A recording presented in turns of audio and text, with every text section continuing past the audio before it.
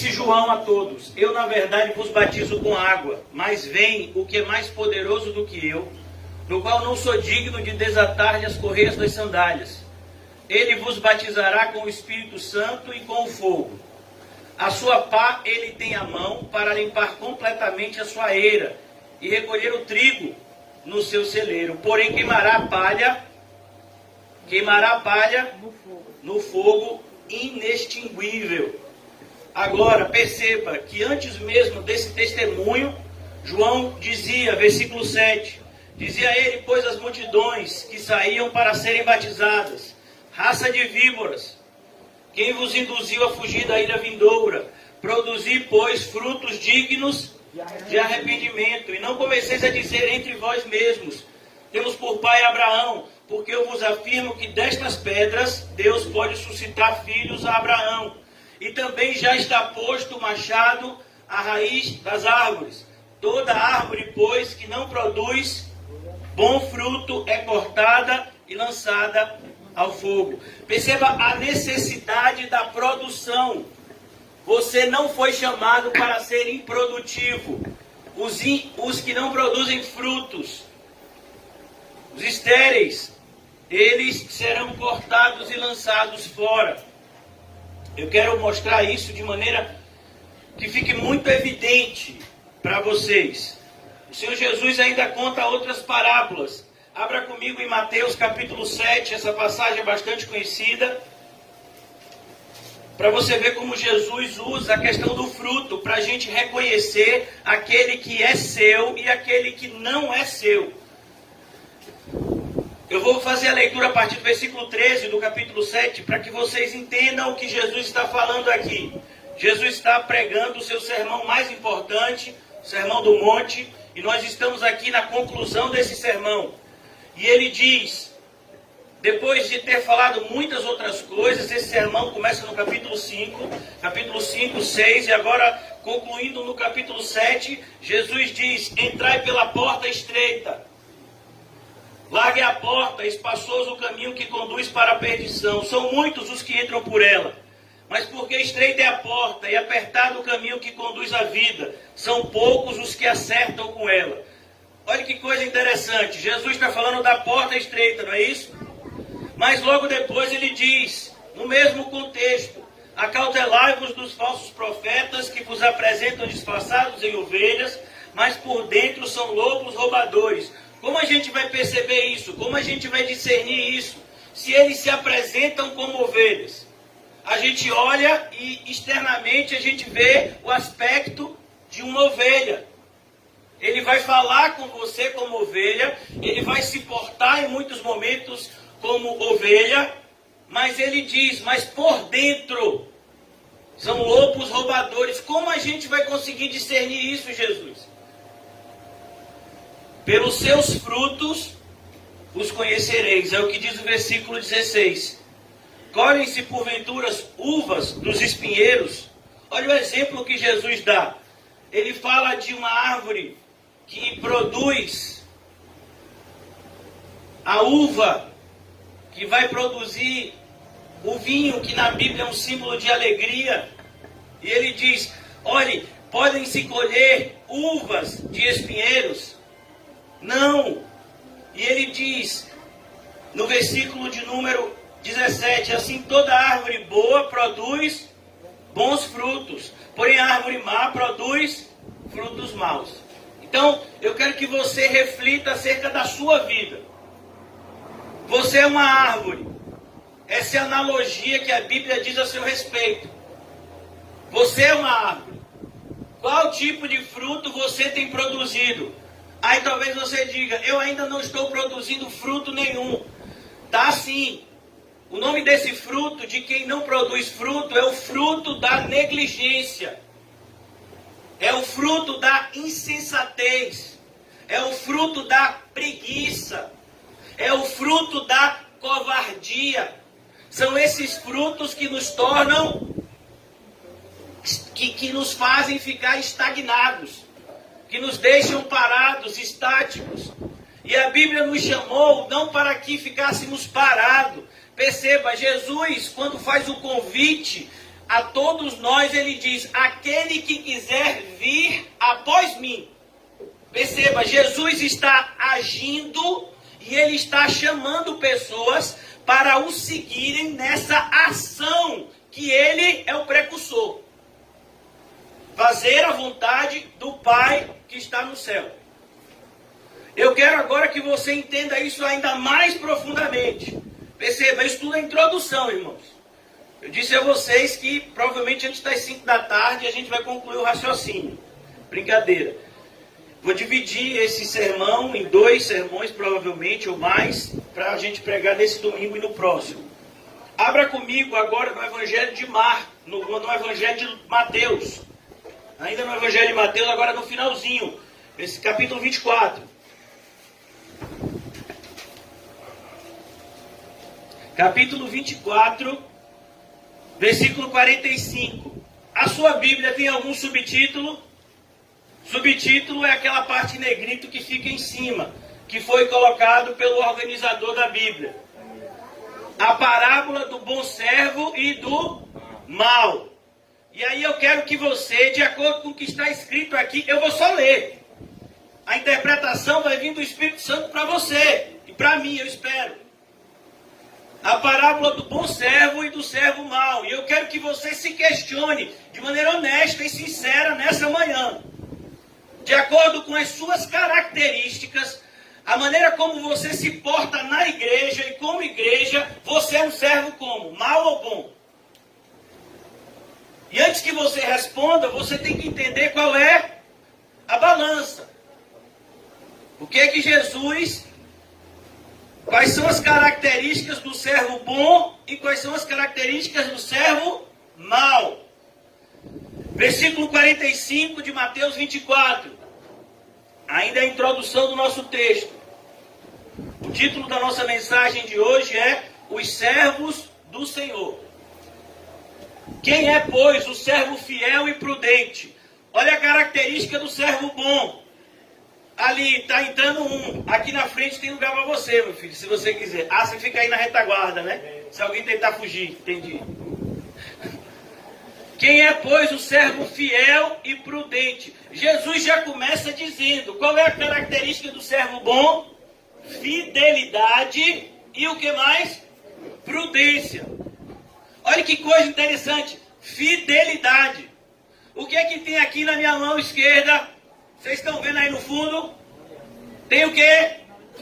E a minha esposa está sentada ali.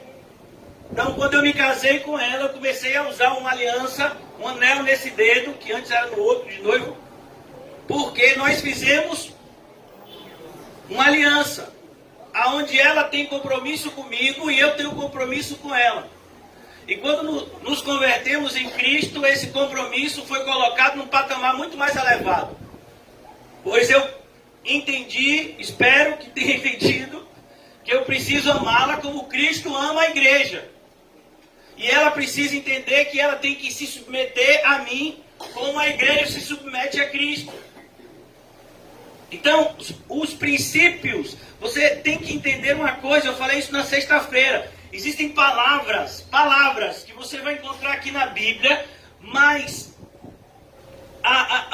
o significado dessas palavras para o mundo é diferente para nós que somos cristãos. Por exemplo, eu disse para vocês, o mundo entende o amor de maneira romântica. Nós entendemos o amor de maneira sacrificial. O amor para nós, o símbolo maior é a cruz. Para o mundo, qual é o símbolo maior? Um coração. Que a Bíblia diz que é o quê? Enganoso e perverso, mais corrupto do que qualquer coisa, e que nenhum ser humano é capaz de entender o que tem no seu próprio coração. Imagine. E esse é o símbolo do amor para o mundo. Então existem palavras na Bíblia que a gente vai ter que tomar cuidado. Que na língua portuguesa elas vão ter um significado, mas na linguagem bíblica elas têm outro. Uma delas é essa. Fidelidade. A palavra fidelidade no grego, que foi o idioma onde que o Novo Testamento foi escrito, a palavra fidelidade ela procede da mesma raiz da palavra fiel, aquele que mantém um compromisso. E perceba que essa é uma característica de Deus. Olha o que o apóstolo Paulo diz a Timóteo. O Senhor é fiel e ainda que nós sejamos infiéis, Ele permanece fiel. Porque Ele não pode negar a si mesmo. Olha essa característica. Essa é a característica do servo bom. E o que é a prudência? A prudência, irmãos, é a característica de alguém que está preparado. Por exemplo, irmãos, você acredita que Jesus veio à Terra 2000 anos atrás? Sim ou não? Quem acredita, levanta o braço. Você acredita? Jesus veio há 2000 anos atrás, amém? Quem acredita que Jesus morreu pelos nossos pecados? Quem acredita que Jesus ressuscitou ao terceiro dia? Quem acredita que Ele pode voltar a qualquer momento? Você está preparado? E se Ele voltasse agora? Como é que está a sua árvore? Essa é a questão, irmãos. Nós falamos coisas que a gente fala de maneira como a Bíblia vai dizer. A gente louva com os lábios, mas o coração não está acompanhando. O coração está distante do que os nossos lábios estão dizendo. Então nós temos visto hoje em dia pessoas que são cristãs de maneira formal. Você pergunta se a pessoa é evangélica, ela diz que é, ela diz que acredita na Bíblia, ela diz que Cristo é tudo para ela, mas quando você observa a vida da pessoa e até o que a pessoa fala no dia a dia, é totalmente contrário. Então aqui ele diz, olhe, quem é pois? Isso é uma pergunta. Jesus ensinava muitas vezes por meio de perguntas, porque a pergunta, como eu fiz a vocês, ela provoca o ouvinte a uma reflexão. E é isso que a Bíblia tem que fazer com a sua vida, principalmente quando ela é ensinada do púlpito. Ela tem que fazer com que aqueles que estão ouvindo um pregador enviado por Deus reflitam acerca dos seus costumes, para que haja cada vez mais uma adequação da nossa vida à Bíblia. E não da Bíblia à nossa vida. A Bíblia é perfeita, ela não tem que mudar. Quem tem que mudar somos nós, que somos imperfeitos.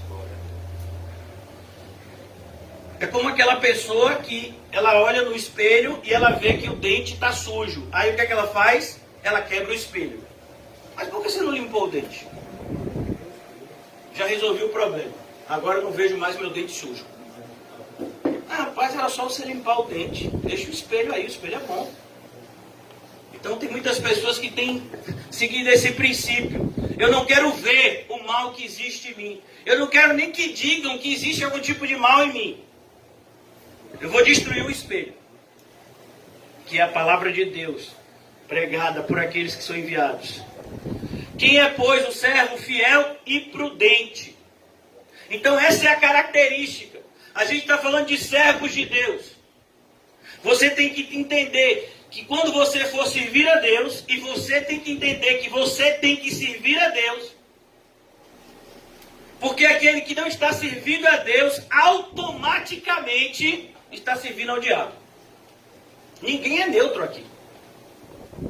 Ou você é servo de um, ou é de outro. A característica dos servos de Deus é que eles foram tirados da servidão, da escravidão do pecado e foram transportados para o reino de luz.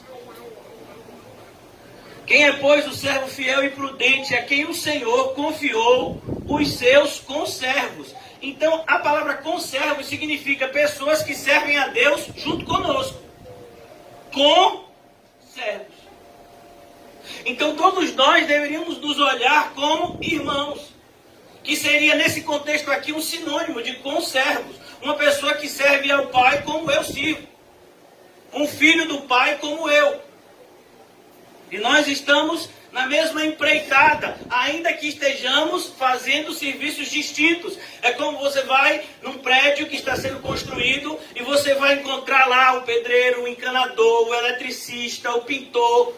Todos eles estão construindo o mesmo prédio, mas a função deles é diferente. Existe até, aqui na nossa igreja, chegou a congregar uma pessoa, depois eu não sei mais o que foi que aconteceu, essa pessoa trabalhava numa empresa que alguns irmãos aqui trabalham e era responsável pela segurança, não é isso mesmo?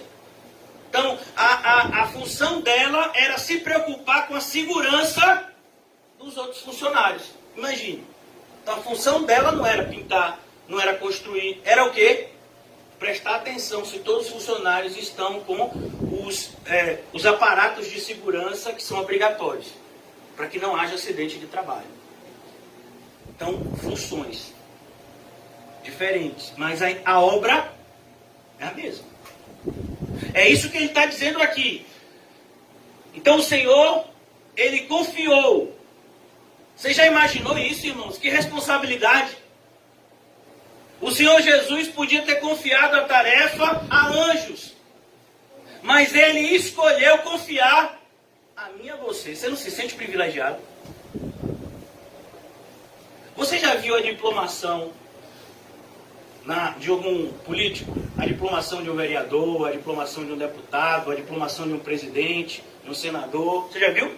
Como eles se sentem, né, orgulhosos daquele diploma, daquele pedaço de papel que diz que agora eles são representantes do povo. A gente sabe que eles normalmente fazem por fins que não são os corretos. Mas perceba, irmãos, você é chamado a uma função extremamente elevada. E deixa eu lhe dizer logo, que você não tem direito a ela. Porque nenhum de nós aqui temos dignidade e muito menos capacidade para servir ao Deus Todo-Poderoso. Mas vem cá, como é que ele chama a gente para isso? Porque ele nos concede do seu próprio Espírito, para que nós possamos, com o Espírito Santo em nós, executarmos a tarefa em conformidade com a ordem que recebemos. Agora você imagina se Noé chega e diz: olha, Senhor, o Senhor está me dizendo para eu construir a arca, se não me engano, 300 côvados, mas eu acho que eu vou construir com 400. Porque não sei se com 300 vai dar esses bichos tudo. Ou então, Senhor, com 300 côvados é dar trabalho demais, eu vou construir com 100 côvados só. Mas olha o que diz a carta aos Hebreus: Noé, divinamente inspirado, ou seja, ele ouviu as instruções de Deus e fez exatamente como Deus mandou. Isso é servidão. Isso é ser um obreiro cristão. É você fazer as coisas exatamente como o seu Senhor determinou. Porque Ele sabe muito mais do que nós. Estava conversando com minhas filhas esses dias. E elas falando, né, meu pai quer fazer isso e aquilo. Meu pai, mas você não vai fazer isso, porque eu conheço você. Aí eu disse, minha filha, você tem bola de cristal? E deixa eu lhe dizer mais, se tivesse bola de cristal, eu te mostrasse alguma coisa, a bola de cristal é do diabo, viu? Não funciona não. Só quem sabe o amanhã é Deus. A gente até sabe algumas coisas que irão acontecer no futuro. José está pregando aqui Apocalipse para a gente. Mas em relação à nossa vida particular, quem sabe do futuro é Deus. Então a gente deveria confiar mais naquele que sabe. E confiar menos naquele que não sabe, que somos nós. Por isso que o Senhor usa o seu profeta Jeremias para dizer: maldito o homem que confia no homem. Por quê? Por que é maldito? Porque é como se você tivesse construído a sua casa sobre uma areia movediça. Como é que você vai confiar em uma pessoa que não é digna de sua confiança? Só quem é digno da nossa confiança é Deus. Pois Ele não pode mentir, Ele não erra.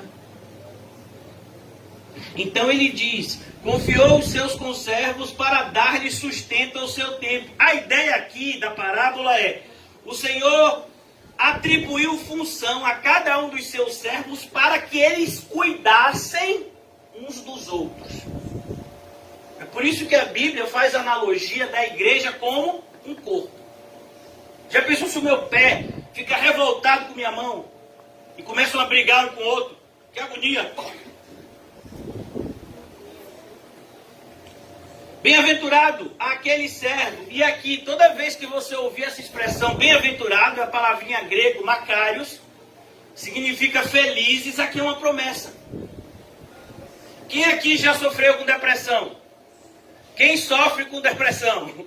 Pastor, você não vai abaixar o braço? Eu não vou mentir. Agora, aqui a Bíblia diz felizes. É o contrário de depressão. Você vai ser feliz quando você servir a Deus da maneira certa. Olha, irmãos, todo cristão que está passando por algum processo de tristeza inexplicável, que é assim que se caracteriza a depressão não é uma tristeza explicável, mas é uma tristeza inexplicável, é porque não está servindo a Deus como deveria. E ele está sentindo isso. Eu sinto que tem algo errado comigo. E o que é? Se você tivesse lido a Bíblia, você saberia. Bem-aventurado aquele servo a quem o Senhor, quando vier, achar fazendo assim. Sabe o que é isso que ele está dizendo aqui? Só para traduzir em palavras compreensíveis para nós. Ele está dizendo, se você servir a Deus da maneira correta, você vai ser feliz. Não importa o preço do dólar, não importa o preço da gasolina, não importa se seu prato vai estar cheio ou vazio, se você estiver servindo a Deus da maneira certa, você vai ser mais feliz do que o homem mais rico do mundo. Porque a felicidade, a alegria é um estado de espírito. Versículo 47, em verdade vos digo, olha que coisa linda, em verdade vos digo. A expressão em verdade, toda vez que você lê na Bíblia, lembre-se, essa expressão é a tradução da palavra amém. Então, quando um pregador, na época de Jesus, queria falar estava pregando, e de repente ele dizia em verdade, e às vezes Jesus diz em verdade, duas vezes. Quando ele fala essa expressão em verdade, ele está dizendo, presta atenção agora, porque eu vou falar o resumo do que eu disse lá em cima. Se você não entendeu até aqui, presta atenção agora que você vai entender. Em verdade vos digo, lhe confiará todos os seus bens. A ideia aqui, irmãos, é a promessa da vida eterna. Não sei se vocês já leram Apocalipse 3. A promessa feita à igreja de Laodiceia. Vocês sentarão no trono juntamente comigo. Vocês serão glorificados como eu sou glorificado, é o que diz Jesus. Então essa é a promessa, irmãos. Essa é a recompensa maravilhosa daqueles que se afadigam no ministério cristão. Por isso que qualquer pessoa que está na igreja deveria ter um desejo incontrolável de servir a Deus. Como aquele aluno, não sei se vocês já assistiram filmes ou desenhos, né?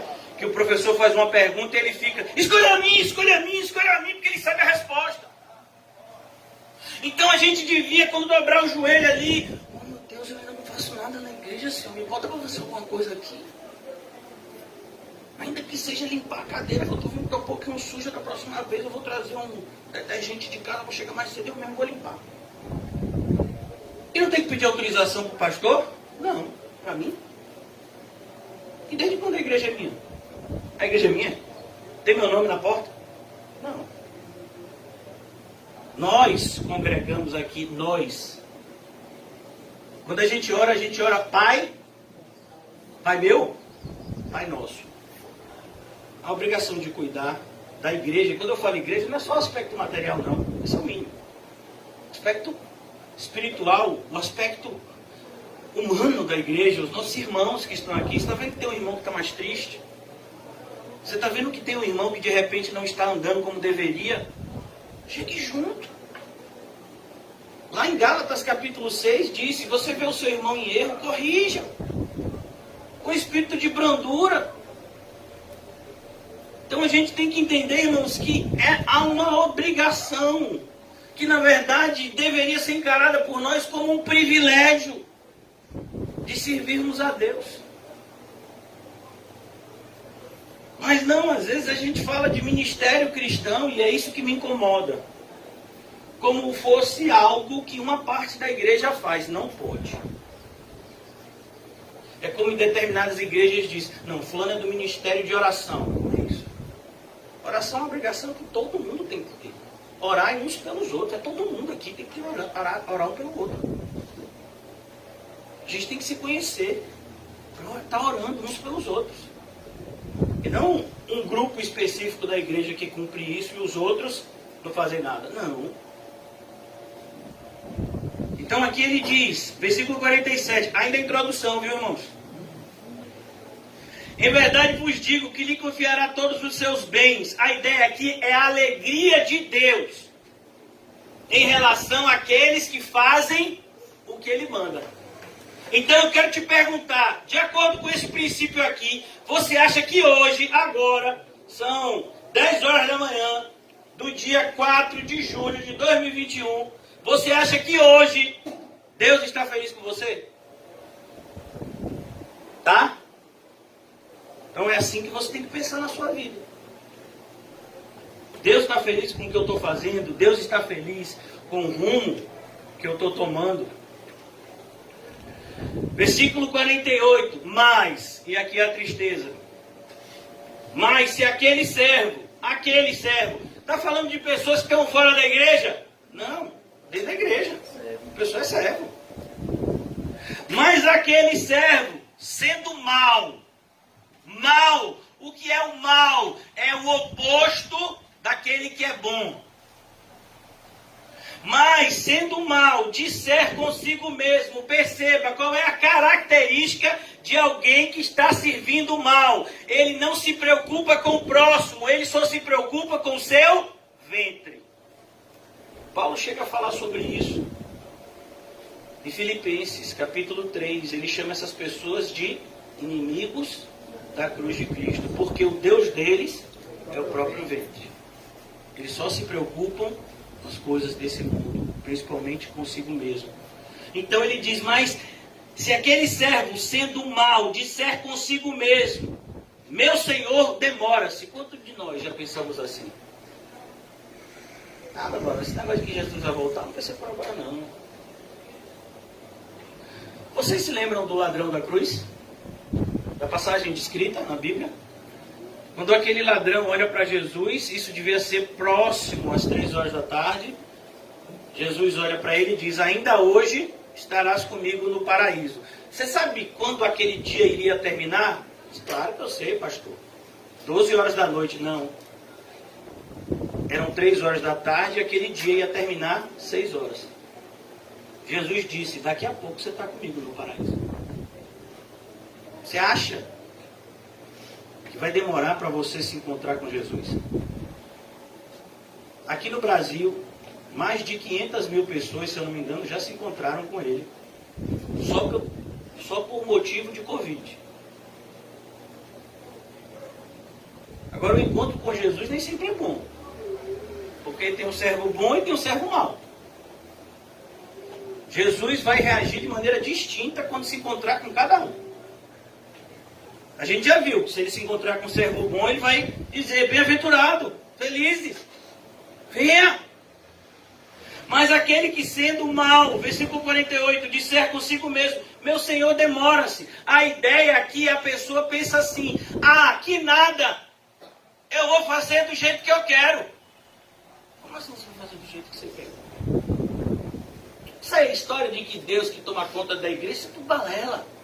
Esse pastor maluco fica falando, tem que orar por tudo. Não, a gente falou de fazer as coisas de maneira racional. 2 mais 2 é 4, é assim que a gente tem que fazer. A gente vai botar uma propaganda aqui na rádio, a igreja vai encher, a gente vai pegar um galpão enorme, e a igreja vai ficar grande, e vai ser maravilhoso, e a gente vai fazer vereador, e a gente vai fazer deputado, e a gente vai ficar todo mundo rico, e vai ser maravilhoso pro reino de Deus. Como a história é essa?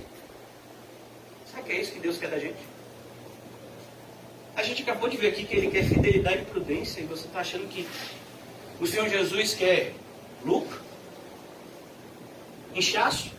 Porque há uma diferença, irmãos, entre crescimento e inchaço. Crescimento é outra coisa, é algo natural. Inchaço não. Inchaço é um falso crescimento. Você quer entender como o inchaço ele é pernicioso? Quem aqui já comeu pão com acetinho? Ali é o sinal de inchaço. Você chega na padaria, vê aquele pão grandão e diz, eu quero aquele. Aí você corta o pão, meu filho. Quando você corta o pão, o coração já dói, porque você abre e só tem casca. Aí você passa, né, margarina, porque manteiga tá nos olhos da cara. Você passa margarina e dá glória. E aí quando você fecha o pão, você pensa assim, tô comendo uma pizza. Porque fica mais fino que uma pizza. Mas quando você olhou na padaria, meu irmão, que botei o olho naquele pão, se apaixonou por ele e disse, rapaz, esse pão vai encher minha barriga. Paulo Henrique, o filho do irmão Paulinho, ele come 4 pães. O irmão Paulinho que fica, não! É pra acabar ganhando em casa, viu? Só de pão, R$50 por dia. Por causa dessa mentira. Se o pão tivesse o tamanho que devia ter, um pão só já satisfazia. Se pegasse os pães de antigamente, meu irmão, quando você pegava um pão desse tamanho, chega, era pesado. Agora você pegar um pão desse tamanho, meu filho, é capaz dele voar. De tão leve. Então isso é a mentira. Ela sempre vai trazer destruição, engano. Mas aquele servo sendo mau, disser consigo mesmo, meu senhor demora-se. E olha que coisa, ele chama Deus de Senhor. Mas isso é só o quê? Formalidade. Porque na verdade, meu senhor demora-se, a ideia é, eu vou fazer o que eu quero, quem manda em mim sou eu. Meu senhor demora-se a passar a espancar os seus companheiros. Irmãos, o que acontece na igreja? Aqui não, uma igreja distante de nós. Irmãos falando mal uns dos outros. Desejando mal. E deixa eu lhe dizer uma coisa, irmãos. Quando você mente para seu irmão que você precisava repreender, você está desejando mal para ele. Imagina, uma pessoa chega para mim, toda desviada, toda com a vida errada, e diz, pastor, estou sentindo tanta alegria no espírito. Você acha que eu vou dizer o que para essa pessoa, irmão? Quem me conhece. Meu irmão, esse espírito que está te dando alegria é o cão. Porque você está vivendo em pecado. Como que você está alegre? Então isso é amor. Falar a verdade. A ideia aqui de espancar, irmãos, não é simplesmente uma violência física. A mentira é uma violência espiritual. Tem se tornado no nosso meio comum um termo chamado violência emocional. Que as mulheres sofrem, né, muitas vezes pelos seus respectivos companheiros. Mas existe uma violência muito pior do que a emocional, que é a violência espiritual. A violência emocional deixa marcas somente nessa vida. A violência espiritual deixa marcas eternamente. Se você se deparar com um lobo disfarçado de ovelha, o falso mestre, e ele te enganar, e ele começar a agradar a sua carne, isso é uma violência espiritual. Que vai condenar a sua vida eterna, ou melhor, que vai te condenar a uma morte eterna, no inferno. Inclusive Jesus vai falar sobre isso daqui a pouco, nessa parábola. Então cuidado, irmãos, porque nem sempre aquelas pessoas que nos falam coisas agradáveis estão nos ajudando, na maioria das vezes estão nos atrapalhando. Porque eu não sei se você é igual a mim. Mas na maioria das vezes, irmãos, eu estou precisando de exortação, não de motivação. Mas se aquele servo, sendo mau, disser consigo mesmo, meu senhor demora-se, e passar a espancar os seus companheiros, e comer e beber com os ébrios. Olha, quantas pessoas na igreja se sentem mais à vontade com as pessoas do mundo do que com os irmãos da fé. Comer e beber com os escarnecedores. Nada, ser evangélico, nada. Sou evangélico na igreja, mas fora da igreja eu sou uma pessoa normal. Como assim? Você não nasceu de novo? Virá o Senhor daquele servo, olha que coisa, virá. Por mais que eles achem que não virá. Virá o Senhor daquele servo em dia em que não espera. Mas de maneira inesperada. Porque se é uma das coisas que a sedução do pecado faz com a gente, é tirar a noção do tempo. Você já viu uma criança jogando videogame? Ela perde completamente a noção do tempo. Ainda mais for um joguinho que ela tá doida para jogar e que nunca jogou. Acabou de lançar esse joguinho. Meu filho senta na frente do computador ou do celular e fica, e a mãe grita: "Não, almoço, menino! E o menino daqui a pouco! Aí já é a janta! É a janta, menino! Daqui a pouco! Café da manhã, menino!" E ele lá: "Eu tô quase zerando." Tô mentindo, irmão? Tô falando alguma coisa que não acontece? É imaginação minha? Isso é o mundo. Faz isso com a gente. Aqui não, as mulheres são todas sábias. Ontem teve estudo de mulheres sábias. Mas coisa perigosa é uma palavra chamada promoção. Por isso que ela vem de vermelho, que vai sangrar o bolso. Você entra no shopping e vê aquela palavra promoção. Você não precisa daquilo, mas está na promoção. Você não entendeu que está na promoção? Se não levar agora, não leva nunca mais. Está na promoção. Olha que coisa do diabo. Black Friday. Black Friday, meu filho, corra.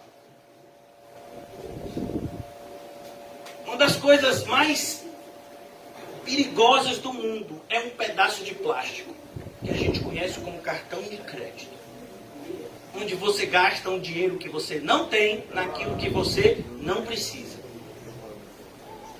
Não é assim mesmo? Eu estou mentindo, irmão? Tá? Eu estou mentindo. Então o servo mau, ele faz isso. Irmão, deixa eu lhe dizer uma coisa: comer e beber é ruim. Tá vendo? Meu irmão sincero. Então, um dos momentos mais alegres do culto é o final, né? A comunhão. Principalmente se o irmão responsável pelo lanche, né, trouxer. Outro dia tem o irmão Mateus que traz o negócio de umas coxinhas. É coxinha aquilo ali, é? Que chega, o cheiro invade aqui. Não fale muito não, é pra não parar. Que tem um irmão que quando sente esse cheiro, meu filho, chega a ficar desejando que o culto acabe logo. Porque o cheiro vem de cá de dentro, né? Que fica na mesinha aqui, ó, vem tomando conta do ambiente. E desejando: Pai, multiplica. De Jesus. O irmão fez 25 só, mas Pai, que seja 50. Oh, em nome de Jesus. Porque por esse número aqui só vai dar uma para cada, mas Deus, que seja 3 para cada, no mínimo. Porque a gente gosta de comer e beber, não gosta, irmão? Tem um irmãozinho aqui que, eu falo irmãozinho, não é pequenininho ele ainda, que o sonho dele, tem orado por isso, ele quer uma piscina de Coca-Cola. Ele mergulhar. Aí você mergulha, a boca aberta, engole Coca-Cola. Porque comer e beber é algo bom. Tem gente que gosta de salgado, tem gente que gosta de doce, não é assim? Mas é comer e beber. Mas a vida é isso, irmão. Comer e beber. Foi preciso Deus deixar isso claro. Porque a gente, né? Aí a Bíblia diz: porque o reino de Deus não é comida e bebida. É o quê? É o quê, irmão? É mesmo, claro. Quando eu como e bebo, eu me sinto tão perto de Deus. Alegria, assim. Então a Bíblia diz aqui: virá o Senhor daquele servo em dia que ele não espera e em hora que não sabe. Perceba, olha, o que o Senhor quer mostrar é a diferença, sabe? Eles estão em opostos. O primeiro servo é fiel, amém? O servo bom é fiel. O servo mau, ele é o quê? Infiel. Ele não tem compromisso. É aquele que está trabalhando na frente do patrão. O patrão foi embora. Pega ele, Jesus. Chama o patrão. Já é no automático. Diz: rapaz, o que é isso? Quando o patrão chega, você toma até um susto. Que o camarada começa: ô pai, vai ter que limpar em cima, que não sei o quê. Até o louvor é diferente. O patrão fica assim: rapaz, esse camarada trabalha. aqui ele está trabalhando. Ele tem que fingir isso. E quando o padrão não está, o que ele está fazendo? Dormindo. Fazendo outras coisas no zap. Aí está zapeando com alguém e a pessoa diz, mas você não está no trabalho? Estou, mas o chefe não está aqui agora não. E você só trabalha quando ele está aqui. Então o Senhor virá no momento em que ele não espera, que ele não sabe, ele é infiel e ele vai ser pego na sua infidelidade. Depois ele diz que o servo bom, ele é prudente. A ideia de prudência aqui é diligente. Ele recebeu uma ordem, ele se coloca rapidamente a cumprir a ordem que ele recebeu. Isso é prudência. O servo mau, ele é imprudente. A gente está vendo agora, eu não sei se vocês acompanham as notícias, mas, por exemplo, nos Estados Unidos as pessoas não estão mais usando máscara. Já há algum tempo. Porque mais de 70% da população foi vacinada. Na Inglaterra, a mesma coisa. A Inglaterra foi um dos países que mais sofreu. A Inglaterra está tendo um torneio agora, muito famoso de tênis, chamado Wimbledon, onde os estádios estão lotados e as pessoas sem máscara. Usar máscara é opcional. Por quê?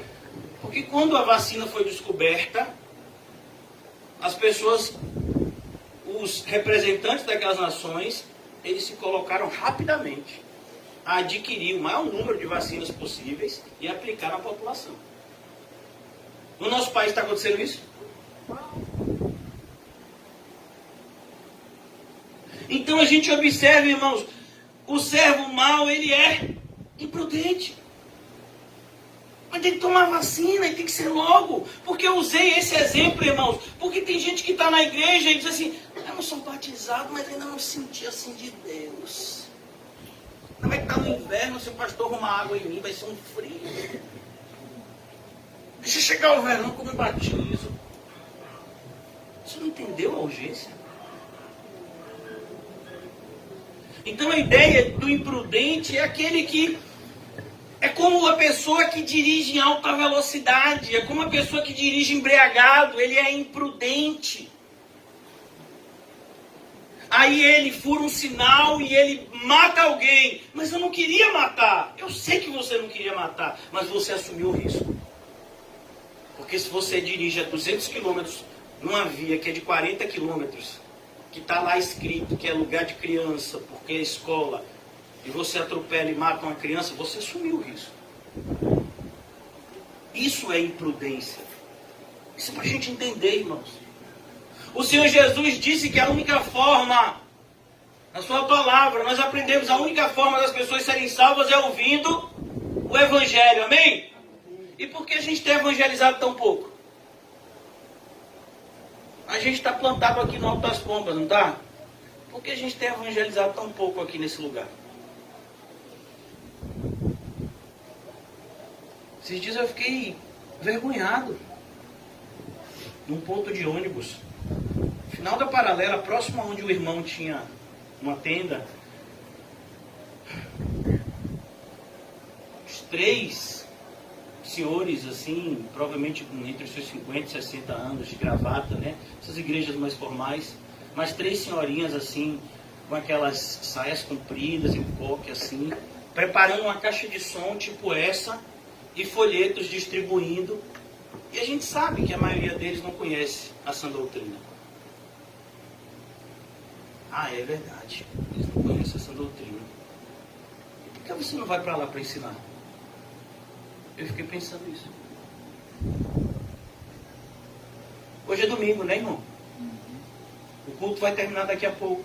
E aí você vai fazer o que no domingo?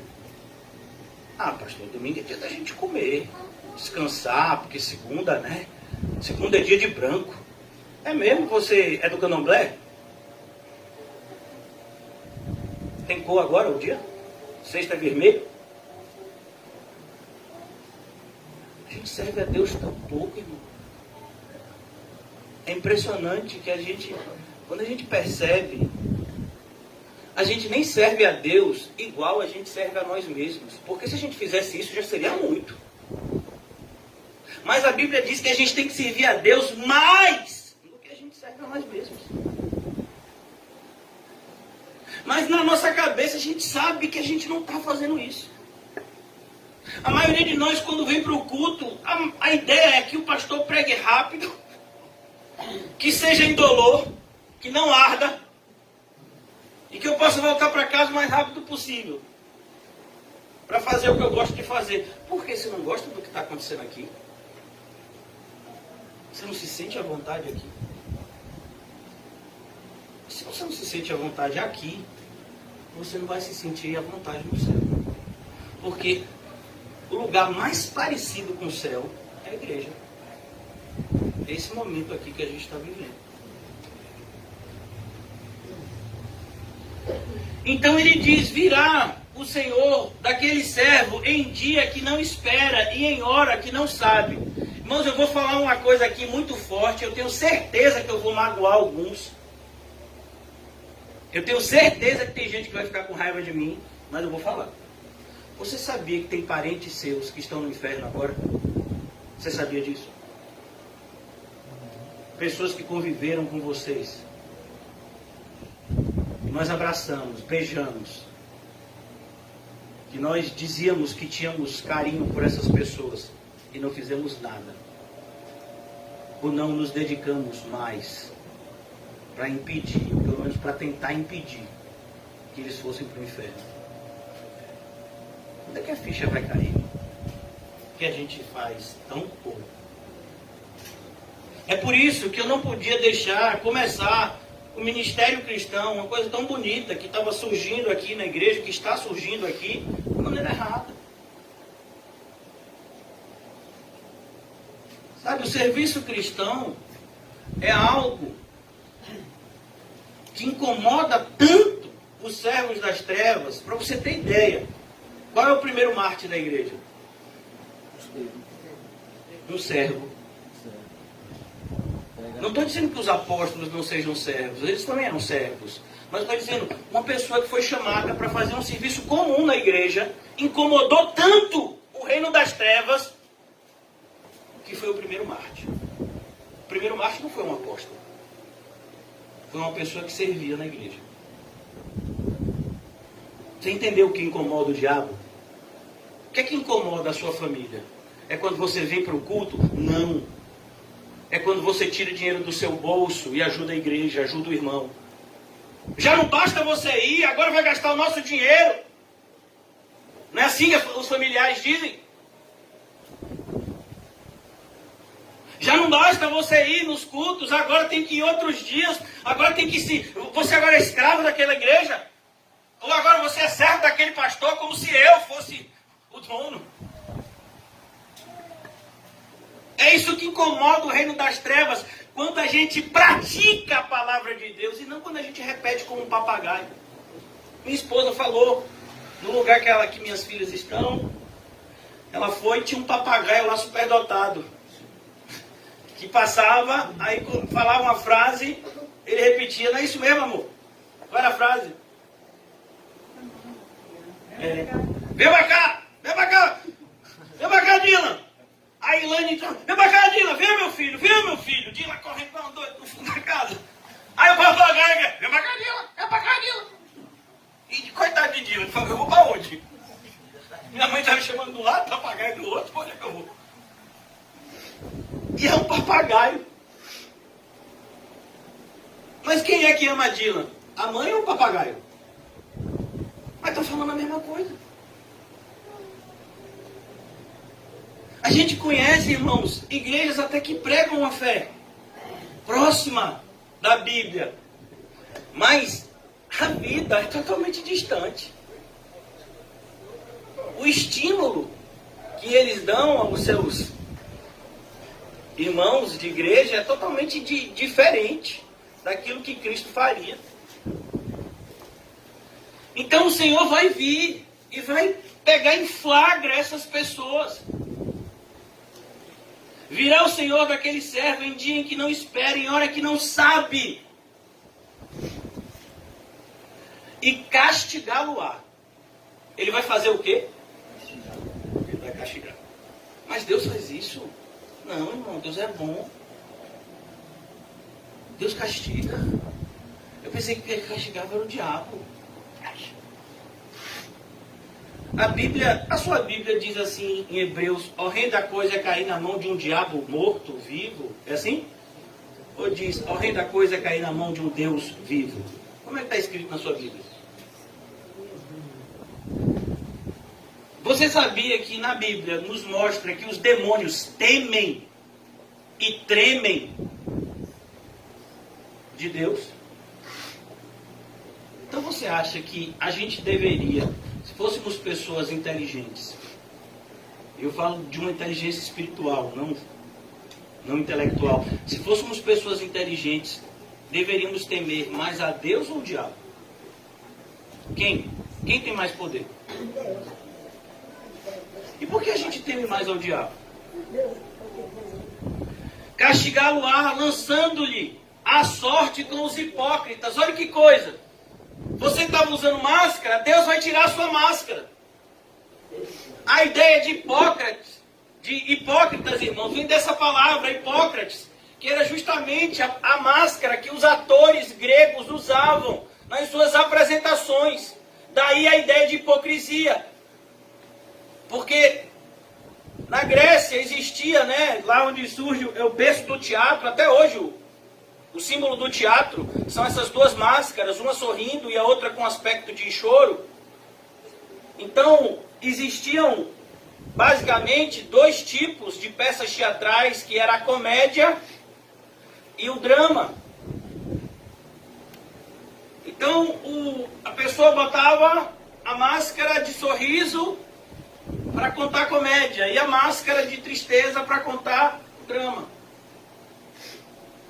Mas não era o que ele estava sentindo, ele estava só encenando. Então ele está dizendo aqui, ó, o servo mau é um hipócrita. Ele, quando vem me servir, ele usa máscaras. Quando ele sai da minha presença, se é que ele não entendeu que eu estou em todos os lugares, quando ele pensa que não está na minha presença, ele tira a máscara. Mas eu vou colocar ele no lugar onde essas pessoas vivem, porque ele é como elas. Ele é hipócrita. O hipócrita é aquele que vive dissimulando, fingindo. Ali haverá choro e ranger de dentes. Que expressão é essa, irmãos? Eles vão para o inferno. Essa é uma expressão bastante conhecida no contexto hebraico e principalmente no Evangelho de Mateus, que é o Evangelho que a gente está meditando agora. Choro e ranger de dentes, onde é que tem isso, irmãos? No inferno. Mas a pessoa serviu na igreja e ela vai para o inferno? Claro. E ainda vai ser pior. Porque ele deveria fazer, a Bíblia vai dizer lá em Lucas, ele sabia o que fazer e não fez. Para essas pessoas a cobrança é maior e o castigo também. Agora aquele que não sabia e por isso não fez, mas também vai ser castigado. Mas vai ter menos ações. Então aqui, irmãos, é importante você despertar que você tem obrigações para com essa congregação, se você diz que congrega nesse lugar. Você tem obrigações espirituais, emocionais e materiais. Ah, não, eu já faço a minha parte, eu oro pela congregação. Mentira.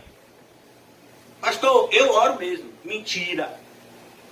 Porque se orasse, Deus iria te incomodar na oração a fazer coisas que você não está fazendo agora. É mentira, você não está orando. Pelo menos não a Deus. Você pode estar até orando de si para si mesmo, como o fariseu. Mas se você estivesse orando a Deus, Deus estava falando com você por meio da oração, que você precisava, ou você precisa, viver o seu cristianismo aqui. Se quer viver o seu cristianismo lá fora, é importante, muito importante, mas tem que começar aqui. A gente pode ver uma árvore sem raízes? Existe? Como é que existem cristãos desigrejados? Então essa anomalia É como, por exemplo, teve uma época que a igreja estava visitando uma instituição que ajudava, eu acho que crianças com câncer. Acho que o nome da instituição era Nasce. E aí, quando se fazia isso, acho que era uma vez por mês, um monte de falso crente que estava congregando a nossa igreja, que não está mais agora, se envolveu nessa obra. E até pessoas que nem eram evangélicas, parentes desses falsos crentes, que não estão mais no nosso meio, graças a Deus, quiseram se envolver também, porque é uma obra de caridade.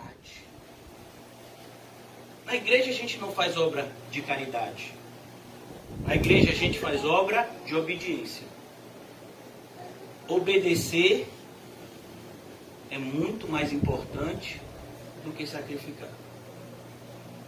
Vocês se lembram do episódio de Saul e os amalequitas? Deus tinha falado por meio de Samuel a Saul: olha, Saul, vou dar uma missão a você. Você vai ser responsável para ser meu braço, para destruir esse povo ímpio, os amalequitas. Eu não quero que sobre nada, eu quero que você mate tudo, inclusive os animais. Foi isso que Saul fez? Quando Saul viu um monte de bicho bonito, Saul disse: eu não vou matar esses bichos, eu vou levar comigo. Por que você vai levar, Saul? Porque eu vou sacrificar esses bichos na frente dos outros para parecer que eu sou o quê? Bom. E é nesse contexto que Deus usa Samuel para dizer: vem cá, Saul, você acha que Deus se agrada mais com sacrifício do que com obediência? O obedecer é muito melhor do que sacrificar. Então, irmãos, eu fiz toda essa apresentação porque eu tenho certeza que no nosso meio vão existir ou existem pessoas que podem ser emocionalmente, em virtude da pregação de hoje ou de outras coisas, emocionalmente a pessoa diz: ah, eu quero servir a Deus.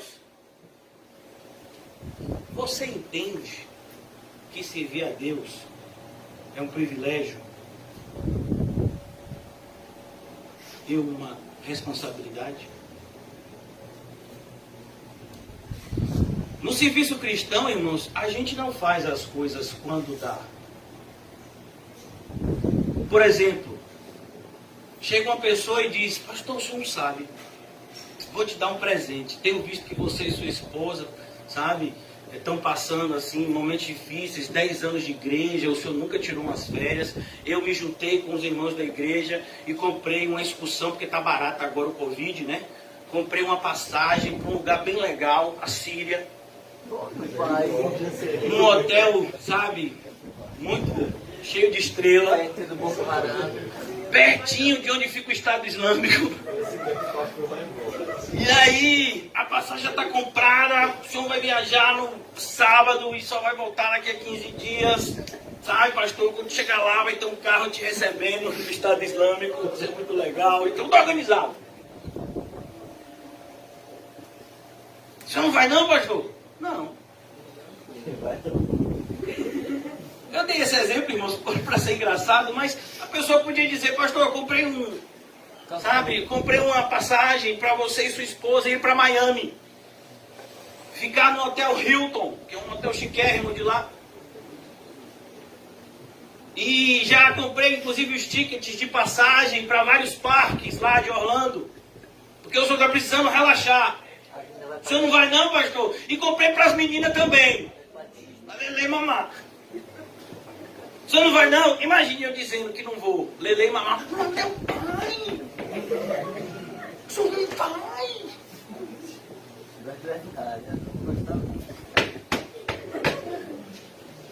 Foi um irmão da igreja, pai, que Deus usou.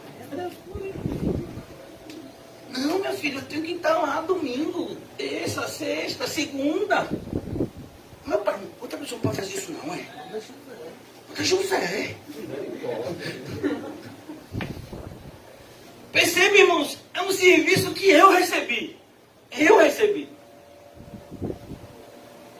eu tenho que cumprir o serviço do jeito que Deus mandou.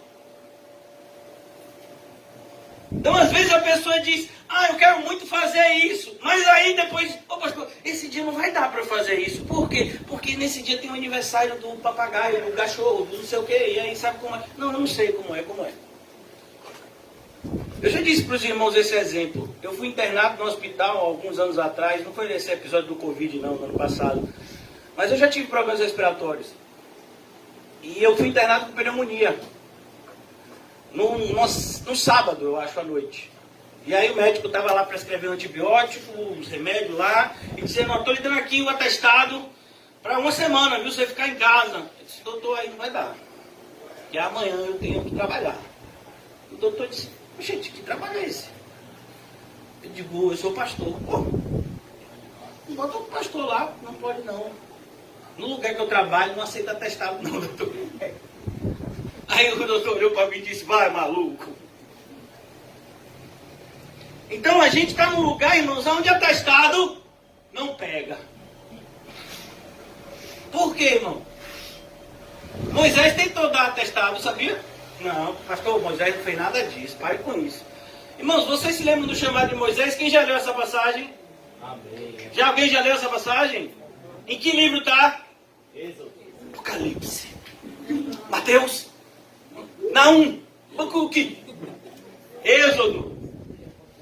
E lá em Êxodo, o Senhor diz, Moisés tinha quantos anos? Quantos anos quando foi chamado? 80, 90, 100 ou 120? E aí, gente, bora? Cutuca o outro. 80. 80 já é idade de quê? Se aposentar, mano. Que Deus é esse? Como nada tinha direito ao INSS? Se aposentar. 30 anos. 40 anos trabalhando no campo. Cuidando das ovelhas de Jetro. E Deus chama. Por que não chamou alguém mais novo? Não entendo essas coisas de Deus. 80 anos, Moisés. Então obra. Que obra é, Senhor? Sabe aquele país que estão querendo lhe prender porque você matou uma pessoa lá? Eita, é lá que eu tenho que voltar. E vão me prender, não vão não. Porque a pessoa que queria lhe prender eu já matei. Pode voltar. Mas Senhor, aí ele pega um atestado médico. Mas Senhor, eu sou galo. Fingiu. Porque a Bíblia diz que Moisés era poderoso no falar. Mas Senhor, eu sou devagar na língua. E Deus fala o que para Moisés? Como é a repreensão de Deus? Alguém lembra ou só eu? Não, pastor, já até esqueci. Eu não gosto de lembrar essas passagens, não. Eu gosto de pastor, nada me faltará, os anjos vão acampar. Eu gosto dessa. Quem fez a boca, Moisés? E quem fez a língua? Você está dizendo que você é gago, né? Pronto, Moisés, eu quero com essa gagueira agora. Está dizendo que a língua está pesada? Vai ficar levinha. Porque eu posso fazer isso, Moisés. Eu sou Deus. Eu acho isso muito bonito. Como eu disse a vocês, irmãos, eu vou fazer uma divisão. Eu não vou pregar tudo que eu tinha para pregar. O conteúdo que eu meditei esses dias, que eu tenho que passar para os irmãos que querem servir a Deus, e eu espero que seja toda a igreja. É um pouco comprido, eu quero falar das características do servo, mas eu não posso concluir a ministração de hoje sem ler com vocês uma passagem que está em Gênesis.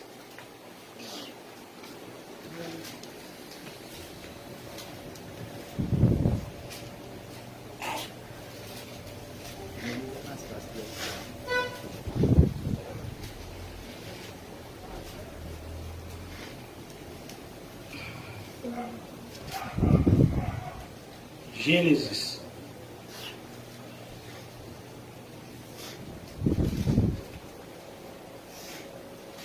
Capítulo de número, deixa eu achar aqui, é a passagem de Agar e Ismael, no deserto. Está entre 23, se eu não me engano. Deixa eu só achar aqui. Passagem, eu acho que é Gênesis 21. Isso mesmo, Gênesis 21. Gênesis 21 a partir do versículo 15. Eu não vou me demorar aqui, mas eu quero só contextualizar o que eu vou falar para vocês. Vocês sabem que Abraão teve um filho com Agar, e ele foi influenciado por sua mulher Sara para fazer isso.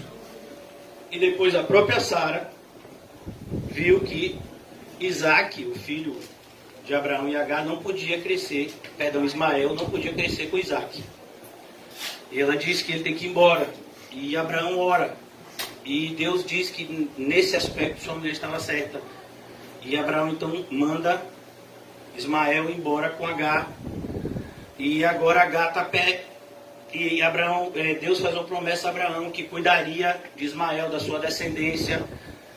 E Agar então está perambulando num deserto perigoso com o seu filho. E de repente ela pensa que vai morrer.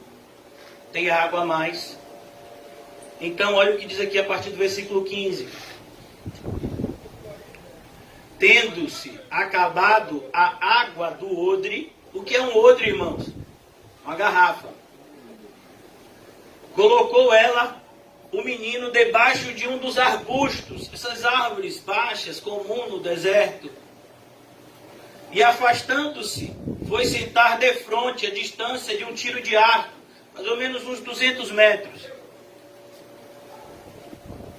Por que ela fez isso? Porque ela não queria ver a morte do seu filho. A mente de Agar era a mesma mente daquela viúva que foi visitada por Elias. Vocês se lembram como foi a resposta dela, Elias? A gente só tem um pouquinho de farinha e um pouquinho de azeite. A gente vai fazer o último bolo. A gente vai comer e depois a gente vai ficar esperando a morte.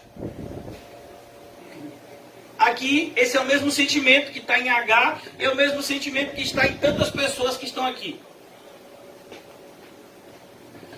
Tendo-se acabado a água do odre, colocou ela, o menino, debaixo de uns arbustos, versículo 16, afastando-se, foi sentado em frente a uma distância de um tiro de arco, porque dizia, assim não verei morrer o menino, e sentando-se em frente dele, levantou a voz e chorou.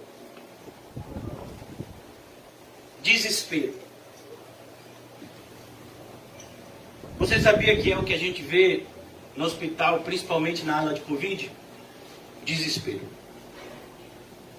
Sabe por que esse desespero, irmãos? Porque o Covid ele trouxe algo diferenciado.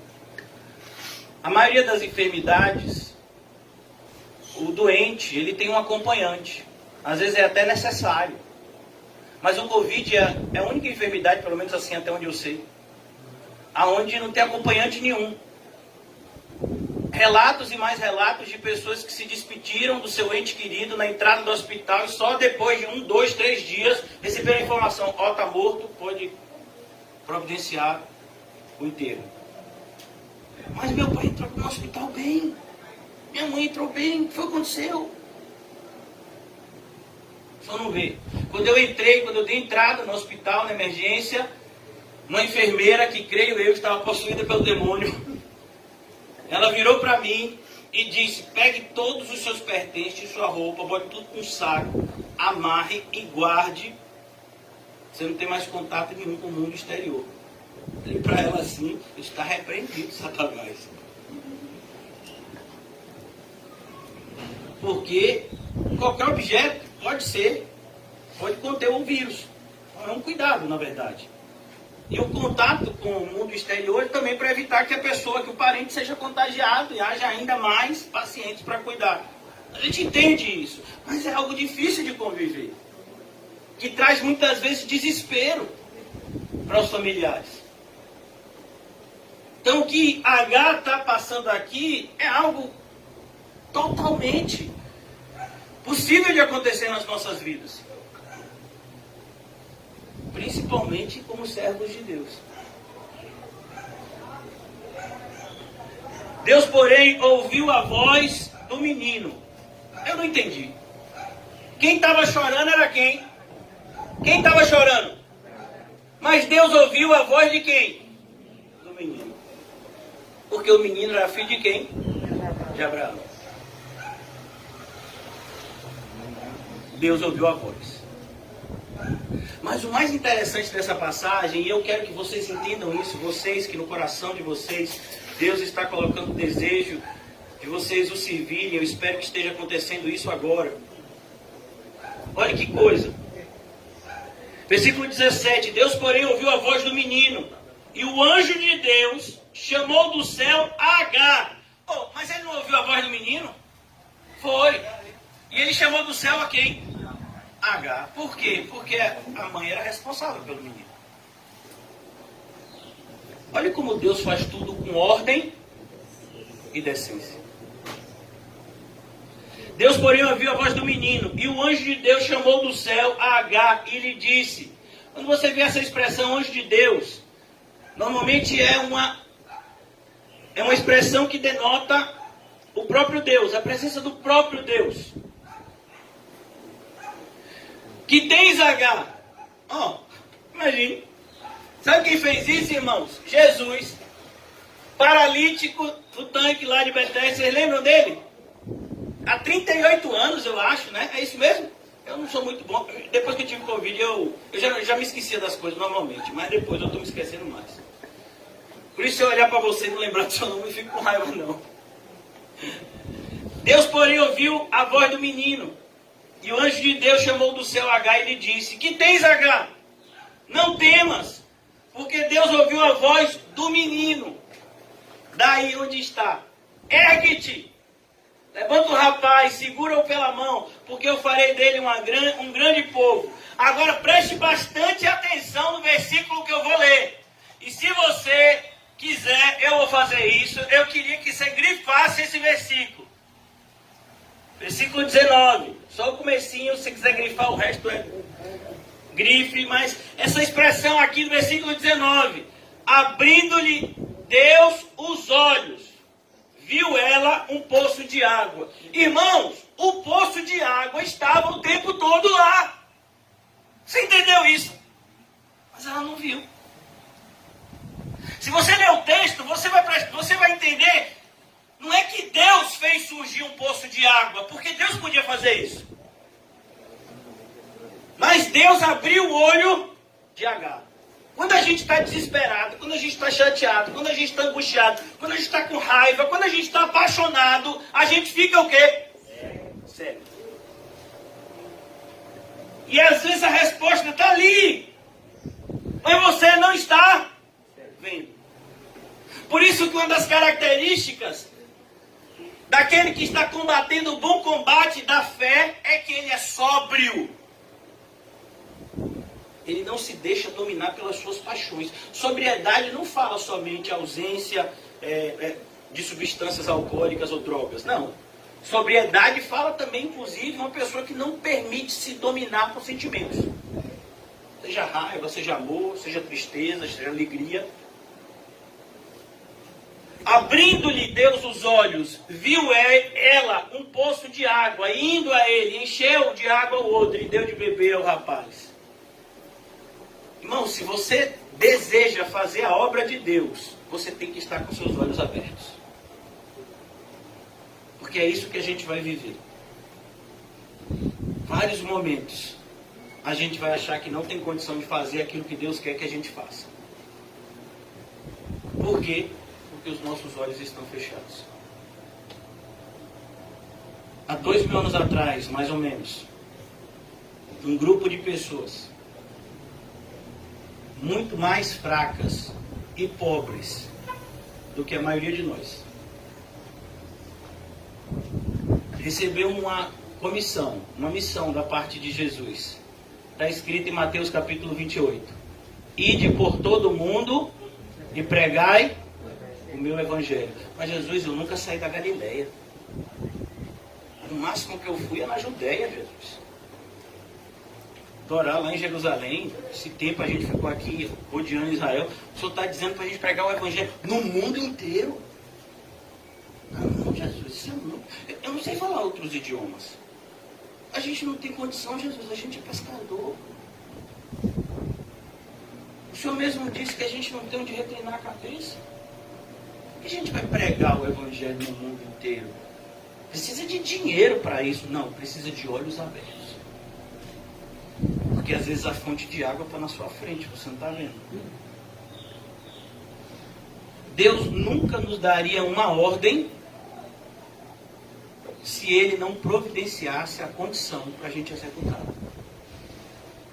O nosso Deus é responsável. O nosso Deus é amável. Ele não vai mandar a gente fazer algo que a gente não tem condição de fazer. O apóstolo Paulo diz: nenhuma prova vem sobre nós que não possamos suportar. Nenhuma prova vem sobre nós que não seja humana. E juntamente com a provação, Deus nos manda os meios de superar essa provação. É isso que Paulo quer dizer em 1 Coríntios. Então, irmãos, eu quero perguntar a vocês que querem servir a Deus: vocês estão com os olhos abertos? Porque servir a Deus é essa maravilha de ver o sobrenatural de Deus com os nossos olhos. Ver o sobrenatural de Deus sendo operado até no meio de coisas naturais, como aqui. Mais uma vez eu vou repetir: Deus não fez surgir uma fonte de água. A fonte de água sempre esteve lá. O que Deus fez foi abrir os olhos de Agar. Na época do profeta Eliseu aconteceu algo semelhante. O ajudante de Eliseu ficou com medo porque os sírios cercaram Eliseu para poder pegar ele. E Eliseu orou e disse: Pai, abre os olhos. E quando os olhos daquele ajudante foram abertos, ele viu que os soldados do Senhor eram muito mais numerosos do que aqueles que estavam vindo contra ele. Você imaginou? Irmãos, eu vou repetir: a gente não precisa de dinheiro. A gente precisa do Espírito Santo. A gente precisa ser cheio do Espírito Santo. Eu gostaria que os irmãos já preparassem a ceia por conta do horário. Eu já quero concluir. Já são 11 horas, mas eu quero deixar como cenas dos próximos capítulos. Eu gostaria de deixar os irmãos já desejosos pela próxima ministração, que vai começar nesse texto, que eu acreditava que iria falar hoje, inclusive até botei, depois eu tenho que corrigir. Atos 6. Eu vou fazer a leitura e eu quero expor de maneira muito resumida e a gente vai cear. Ora, naqueles dias, Atos 6, a partir do versículo 1. Obrigado. Atos 6, a partir do versículo 1. Ora, naqueles dias, multiplicando-se o número dos discípulos. Olha a nossa igreja. Multiplicando-se o número dos discípulos. Obrigado, meu irmão. Obrigado, senhor. Multiplicando-se o número dos discípulos, houve murmuração dos helenistas contra os hebreus. Ou seja, os cristãos que eram gregos e os cristãos de fala hebraica. Porque as viúvas deles estavam sendo esquecidas na distribuição diária de alimento. Então, os 12, os apóstolos, convocaram a comunidade dos discípulos e disseram: não é razoável que nós abandonemos a palavra de Deus para servir as mesas. A igreja começa a compreender que à medida que a obra de Deus cresce, determinadas necessidades surgem. E a gente tem que tomar cuidado para que essas necessidades, que são necessidades corretas, roubem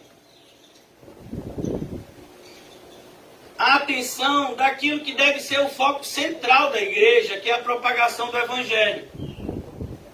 Então, não é razoável que abandonemos a palavra de Deus para servir as mesas. Os apóstolos não estão colocando num patamar de superioridade, de forma alguma. Eles apenas estão dizendo que aquela necessidade, que era uma necessidade correta, que era uma necessidade que precisava ser suprida, mas que não eram eles que deveriam ser responsáveis por aquela necessidade, porque eles tinham uma outra condição, eles tinham um outro chamado, que complementava essa necessidade que estava surgindo agora.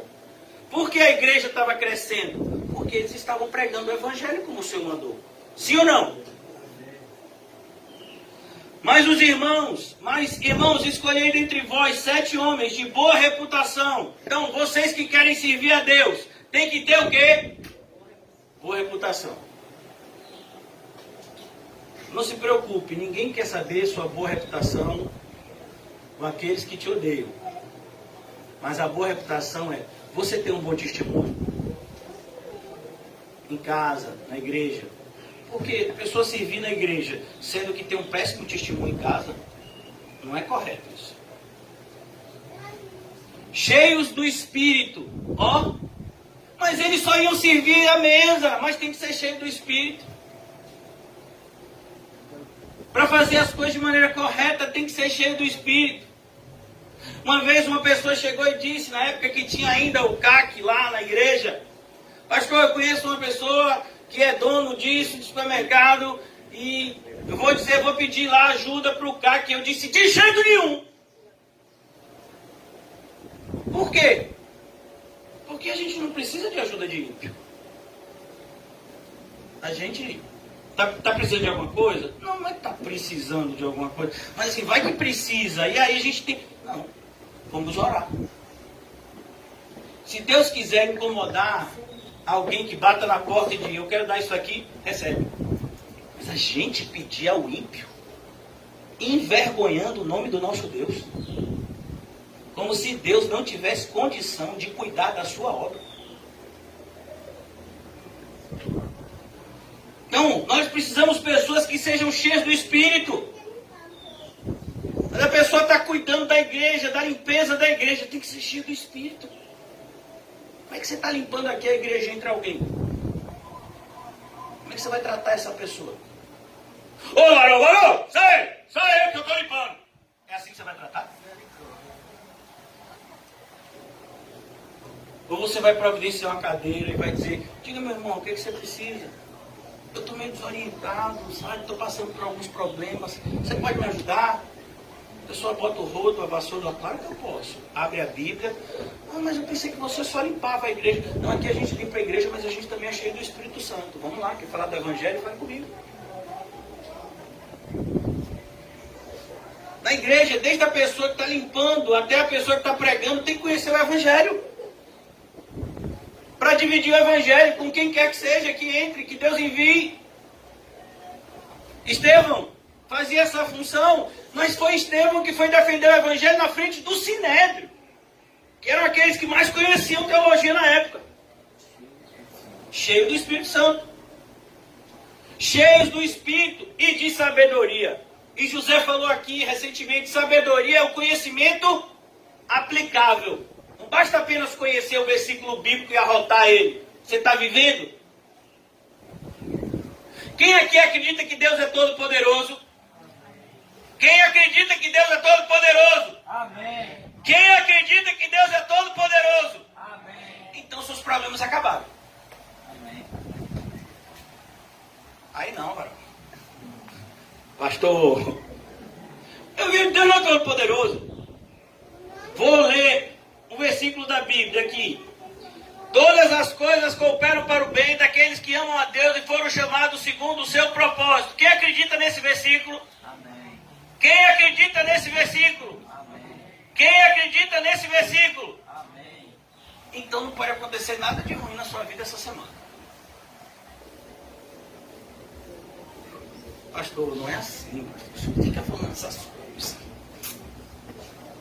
Não, no dia a dia não é assim. Mas é para ser. É esse o problema. É que no dia a dia não está sendo assim, mas tem que ser. Quando surgir um problema, você tem que olhar para o problema dessa forma. O meu bem. Essa enfermidade é para o meu bem. Essa escassez é para o meu bem. O que está acontecendo? Essas situações interpessoais, problemas interpessoais, emocionais, é para o meu bem. Não é assim que a gente tem que ver, irmãos? Sim ou não? Amém. Sim ou não? Sim ou não? Amém. Eu estou vendo. A fé de vocês está mexendo. Porque é isso, irmãos. Sabedoria é isso. É você olhar para a Bíblia e aplicar o que você viu lá na sua vida. Vem cá, irmãos. Eu vou falar um versículo aqui que eu tenho certeza absoluta que até as crianças sabem. Todas as crianças. Crianças, levantem a mão para vocês. Quem aqui não sabe o Salmo 23? Todas sabem. Qual é o primeiro versículo do Salmo 23? O Senhor é o meu. Só as crianças. O Senhor é o meu. E nada. De novo, o Senhor é o meu. E nada. Quem acredita nisso? A gente sabe que esse versículo está lá, não sabe? A gente se considera cristão, amém? E aí? Acredita? Eu estou pregando para mim, viu, irmão? Começo de mês as contas ficam chegando, meu filho, é joelho. Não é dando joelhada no cobrador, não, viu? É orando a Deus. Os irmãos não confundirem. Dobra o joelho e Senhor. Tá aí, Senhor. O Senhor sabe. O azeite está acabando aí. A farinha já não tem quase nada, meu filho. São uns grãozinhos aqui. É o Senhor que me falou que era para fazer, estou fazendo. Então, irmãos, isso é sabedoria. Uma pessoa que está fazendo uma missão de Deus, um servo de Deus, tem que ter essas características. Porque senão a gente vai estar servindo a Deus e envergonhando a Ele. Ô irmão, a gente está precisando aqui trocar o som, você viu, né? O pastor foi, começou o culto, o microfone desse aí peba. Não, a gente tem que comprar um microfone bom. Vamos fazer um... Qual é o nome que chama? Ratinho. Vaquinha. Uma vaquinha. Né? Cada um dá o que pode, né? Pra gente comprar um microfone bom. Como é a história? Aonde que você vai fazer isso? Orou? Não, pastor, a gente não orou. Precisa orar por isso. Meu filho, você tem que orar.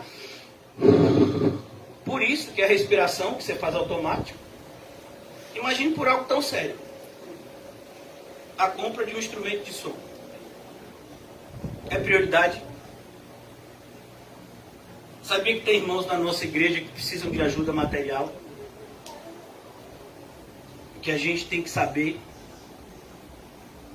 Essas pessoas que se ausentam dos cultos, elas são duplamente culpadas. Não só por estarem fazendo algo que é mal, que é a covardia, ou se afastar do arraial cristão, como não está fazendo o que é bom, ajudando aqueles que eles deveriam estar ajudando. Duas coisas de errado. Fazendo mal e não fazendo bem. Então aqui ele está dizendo, você tem que ter sabedoria, e esses serão encarregados do serviço. E serviço aqui, irmãos, é de maneira abrangente. É qualquer serviço que surja na igreja. Então, por exemplo, às vezes o culto pode terminar mais tarde. A gente tem aqui uma comissão de alguns irmãos levando, né, outros irmãos até o ponto de ônibus, irmãos que moram no bairro, levando quem não mora no bairro até o ponto de ônibus, ou providenciando um lugar onde haja um estacionamento para os carros dos irmãos. Para quem mora aqui, que tem facilidade com isso, pensar nisso, em ajudar os irmãos. Já pensaram nisso? Mas como é que eu parei para pensar nisso? Porque você nunca pensou na necessidade do seu próximo. Você só pensa na sua. Você nunca pensou que o irmão sai de Itapuã para vir congregar aqui, que a irmã sai de Mussurunga, não é isso mesmo? Para vir congregar aqui. Que a irmã saiu de Tucuruí com a filha para vir congregar aqui. Você já pensou nisso? Já pensou? Ou você só olha para o seu umbigo? Então serviço é isso, irmãos. Aqui o exemplo de Atos é uma necessidade que surgiu na igreja. Irmãos que vieram de lugares distantes, foram evangelizados no dia de Pentecostes, e eles não queriam mais voltar às suas casas, porque eles queriam conhecer o Senhor Jesus e viver o seu evangelho. Então eles foram recepcionados pela igreja, e a igreja começou o quê? De acordo com as ofertas, era tirado das ofertas e comprava-se alimento para aquelas pessoas. Se você tem o que comer e o que vestir, esteja contente. Se o inimigo tiver fome, dá-lhe de comer. Imagine o irmão. Quem vai fazer esse serviço? Esses daqui. Você sabia que diáconos aqui não é uma função formal, mas é simplesmente uma palavra que designa uma atividade. Diaconai significa serviço, qualquer serviço. Qualquer um. Nós somos chamados a servir. Na igreja não tem serviço grande e serviço pequeno. Na igreja tem serviço bem feito e serviço mal feito. O Senhor Jesus falando acerca disso, me perdoe, irmãos, eu estou me delongando, como eu havia dito, eu acho que eu profetizei na sexta. O Senhor Jesus havia dito sobre essa questão, que se você der um copo de água fria, se você der um copo de água fria a um profeta, recebendo ele como profeta, você vai ter o mesmo galardão do profeta. Imagine, o camarada profetizou, saiu de não sei aonde para pregar não sei aonde, e ele está fazendo a função de Deus, e chegou um irmãozinho e deu um copo de água fria. Aí o Senhor diz, é o mesmo galardão. No mundo é assim. No mundo, o salário do gerente geral é o mesmo salário do funcionário que acabou de ser contratado? É? Sim ou não, irmão? O gerente geral das McDonald's, o diretor executivo da McDonald's do Brasil, ele ganha o mesmo salário daquela pessoa que foi contratada e que está lá, trainee, ele ganha o mesmo? Mas para Deus, ganha o mesmo. Então não tem por que você querer executar o serviço de outro. Existem igrejas que são assim.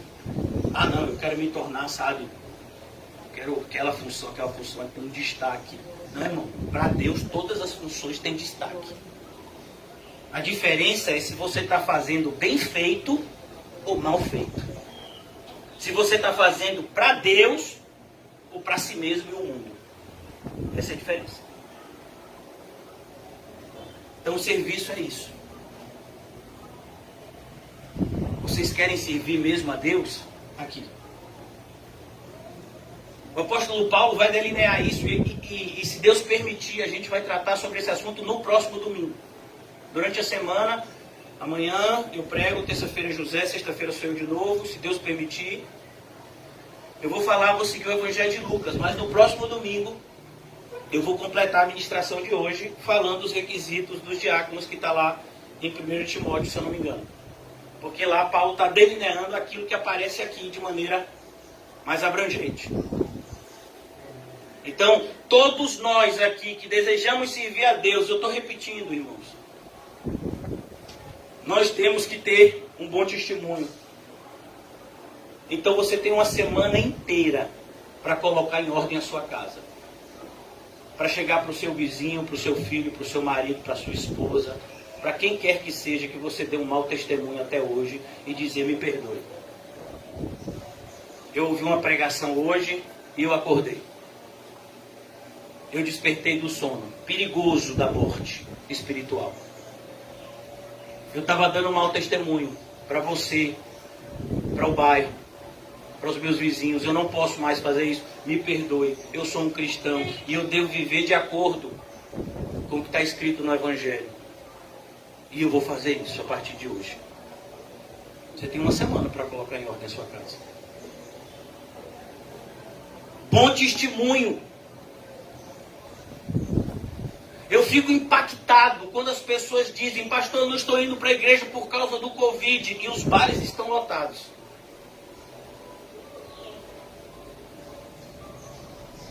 E as praias estão lotadas. E os shoppings estão lotados. Mas a igreja é perigoso demais. Não, o perigo aqui na igreja é você se converter para o céu. Bom testemunho. Já imaginou seu parente ímpio dizendo para você, você não vai para a igreja hoje não, é? Seu pastor maluco está lá pregando e você não vai? Eu não vou nada. Covid aí. Segundo, você tem que ser cheio do Espírito. Irmãos, eu vou falar algo aqui e eu quero que você preste bastante atenção. Viver cheio do Espírito Santo não é algo que demora 20 anos, 30 anos, 40 anos, 50 anos. Viver cheio do Espírito Santo é algo que pode demorar apenas alguns minutos ou segundos. Todo aquele que confessa e deixa, alcança misericórdia. Mas não é só confessar. Ah, eu sei que eu estou fazendo errado. Ah, eu sei que eu... Sim, Saul também sabia. Eu quero saber se você tem desejo de mudar esse quadro. É como uma pessoa... Pastor, você dá esses exemplos por quê? Porque é para mim, meu filho. Eu me enquadro. Vou usar o exemplo de algumas pessoas, que as pessoas podem se sentir ofendidas. Então, vou dar meu exemplo. Você tem que perder peso, não tem?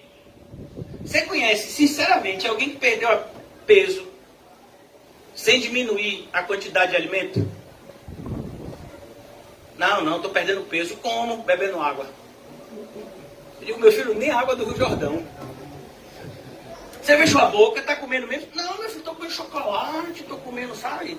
Eu café da manhã milkshake, meio-dia feijoada, de noite é pizza e perdendo peso. Você está doente. E alguma doença grave. Então ser cheio do Espírito Santo é você confessar e deixar. Olha, é tão maravilhoso, irmão, como você entende a Bíblia. Quem aqui já leu a carta de Efésios? Efésios capítulo 5 eu não vou abrir lá para não prolongar mais ainda, que eu sei que os irmãos aqui estão querendo que o culto demore, eu sei.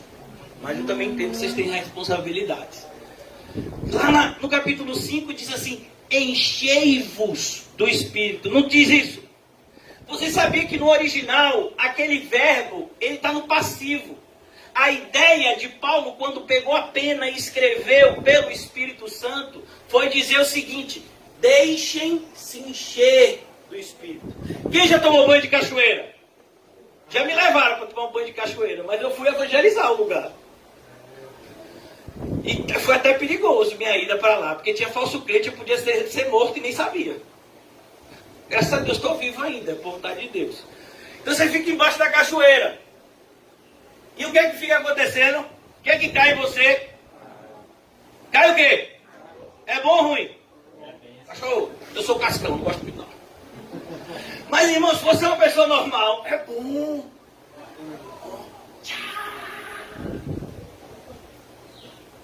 No filme de Paulo diz, né? Paulo falando, você já velejou para o prefeito da prisão? Já! Quando você vai assim na beira do barco, você pega aquele pouquinho de água do mar e a sua mão está cheia com aquela água do mar e ela vai escorrendo pelos seus dedos. Pois essa é a vida do homem. Mas a vida que Deus tem para você é o mar inteiro. Oh, você fica embaixo da cachoeira. Enchei-vos do Espírito Santo. Se você quiser, você pode sair daqui hoje cheio do Espírito Santo. Mas é isso, sair cheio do Espírito Santo aqui, irmãos, é você sair desejoso de, a partir do momento que você se levantar dessa cadeira, ou até aí sentado mesmo, você tem uma atitude no seu íntimo, a minha vida não vai ser mais a mesma. Vou dar exemplo na Bíblia. Zaqueu. Cheio do Espírito Santo, um segundo. O Senhor Jesus diz, Zaqueu, convém que hoje eu vá para sua casa, viu, Zaqueu? Cara, Jesus. Ó, o camarada que era pão duro, fez um banquete para Jesus. No meio do jantar, Jesus tinha pregado alguma coisa sobre isso para ele. Jesus falou de dinheiro com o jovem rico. Com Zaqueu ele nem tocou no assunto. Mas Zaqueu falou, ainda hoje, não é amanhã. Hoje, eu farei o quê? Eu vou dar metade de tudo que eu tenho aos pobres. Zaqueu está dizendo, eu quero me ver livre daquilo que me faz mal, que é essa quantidade de dinheiro. Tem irmãos que estão desejando, se você quiser se ver livre, eu estou aqui para ajudar. Ô irmão, seja igual a Zaqueu, em nome de Jesus. Zaqueu é um bom exemplo da passagem. E aqueles que eu defraudei, eu restituirei. Zaqueu, para tomar essa decisão, demorou um mês, uma semana, um dia, um instante. Ele foi cheio do Espírito Santo. E ele disse, a minha vida vai mudar. E vai mudar agora. Então, irmãos, isso é ser cheio do Espírito Santo e de sabedoria. Eu quero já concluir. A sabedoria é o que está nos levando a cear hoje. Por que você está ceando? Porque o Senhor Jesus disse que a gente deveria fazer isso. Vocês vão se lembrar do que eu fiz por vocês. Quando vocês estiverem reunidos em meu nome, e vocês vão pegar um pedaço de pão, e vocês vão pegar um pouco do fruto da vide, e vocês vão comer um pedaço daquele pão, e beber um pouco desse suco, e você vai se lembrar que eu moro dentro de você. Pastor, eu nunca tinha olhado para a ceia desse jeito. Meu filho, o que vai acontecer com esse suco de uva e esse pedaço de pão que está na sua mão? Ele vai para dentro de quem? De quem? E no instante que você deglutir, que você ingerir esse pedaço de pão e esse suco, se eu dissesse, devolva, você podia até devolver, mas não ia ser do mesmo jeito. Por quê? Porque quando você ingeriu aquele pão e aquele pouquinho de líquido, de suco, ficou o quê? Dentro de você. De maneira que você e o pão e o suco se tornou uma única pessoa. Isso é a ceia do Senhor. Por isso que não pode haver uma ceia do Senhor bíblica numa igreja onde há divisão. A repreensão da ceia do Senhor é na primeira carta aos Coríntios, que Paulo fala no capítulo 3 da divisão. Eu gostaria de falar a vocês como espirituais, mas vocês são carnais, porque há divisão no meio de vocês. Uns dizem que é de Paulo, outros dizem que é de Pedro, outros dizem que é de Apolo, outros dizem que são de Cristo. O que é isso? Não pode. Somos um só povo, um só coração, um só Espírito. Temos um só Senhor, Deus e Pai. Então eu quero que você seja dessa forma, irmão. Quando você tomar desse cálice, beber desse pão, entenda. Cristo em nós, a esperança da glória. Comamos e bebamos.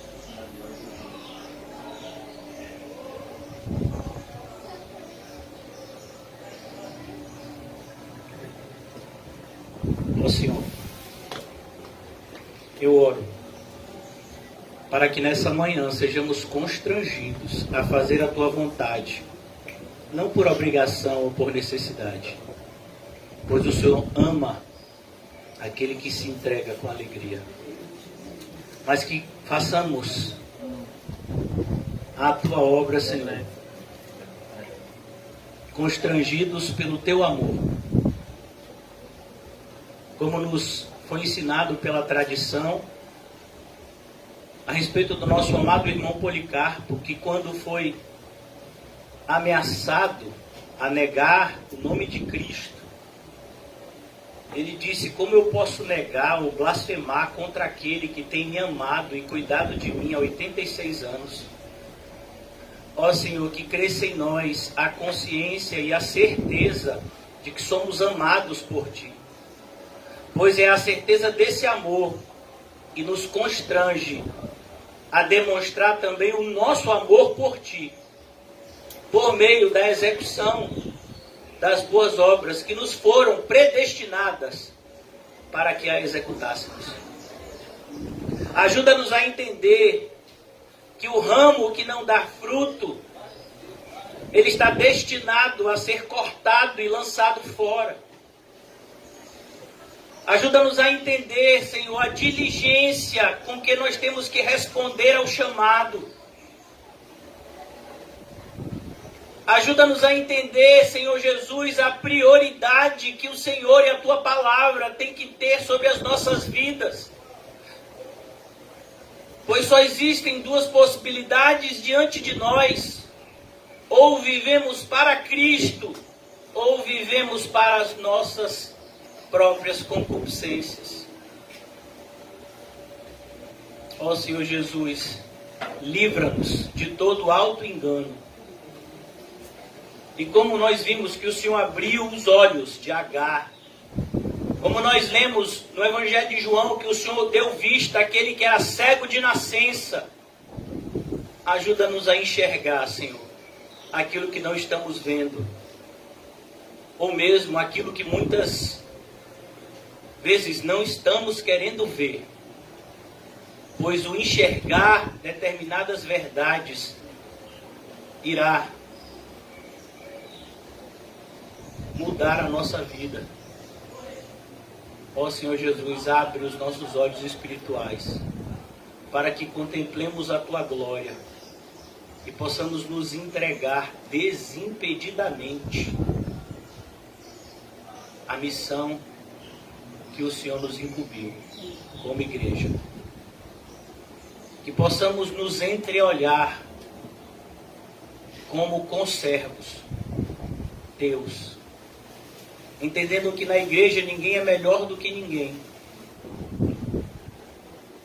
Na igreja ninguém está em um patamar de superioridade a ninguém, mas todos servimos ao mesmo Senhor e devemos ser fiéis à missão que recebemos. E sabemos, ó Pai, sabemos, ó Deus Filho, sabemos, Deus Espírito Santo, que o Senhor não é Deus de confusão. O Senhor não vai colocar nenhum irmão como concorrente de outro irmão na mesma função. Mas o Senhor tem uma função pré-determinada para cada um de nós, para que o serviço cristão seja bem desempenhado e seja eficaz na Tua igreja. Em especial oramos em favor da nossa congregação, para que possamos dar um bom testemunho, Senhor. Não somente aqui no Alto das Pombas, mas de todos os 4 cantos do mundo. Que seja sabido. Neste local se reúne um povo que crê em Jesus Cristo e se dedica a Ele em amor, de todo o coração, alma, força e entendimento, e que ama o seu próximo como a si mesmo. Que sejamos reconhecidos desta forma, Senhor, para a Tua glória. Em nome de Jesus, amém e graças a Deus. Amém, irmãos? Que o amor de Deus, o Pai, que as doces consolações do Espírito Santo e que a graça bendita e maravilhosa do nosso Senhor e Salvador Jesus Cristo esteja sempre conosco. Dizemos amém. Saúdem-se. E façam o dever de casa.